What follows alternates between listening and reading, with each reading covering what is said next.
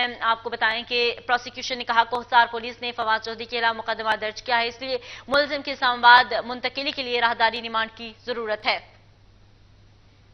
कासिम अली हमारे साथ मौजूद है, मजीद डिटेल्स उन्हीं से जान लेते हैं। जी कासिम बताइएगा, अब फवाद चौधरी को जो है मेडिकल के लिए सर्विसेज अस्पताल मुंतकिल कर दिया गया है, मेडिकल हो गया है, इस हवाले से क्या अपडेट्स हैं आपके पास?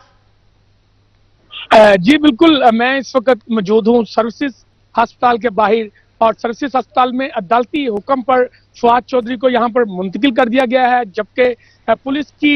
भारी नफरी के हमरा फवाद चौधरी को यहाँ पर जो है वो मुंतकिल किया गया है। तो इस वक्त फवाद चौधरी जो है वो MS सर्विसेज अस्पताल के कमरे में मौजूद है, जहाँ पर उनका जो है वो मेडिकल कराया जा रहा है। तो मेरा कैमरामैन आपको एक दफा दिखाए, ये जो है वो सर्विसेज अस्पताल है लाहौर का, और यहाँ पर आप देख सकते हैं कि पुलिस की एंटी राइट फोर्स और एलीट फोर्स के जो दस्ते हैं उनकी बड़ी तादाद यहाँ पर मौजूद है, जबकि ये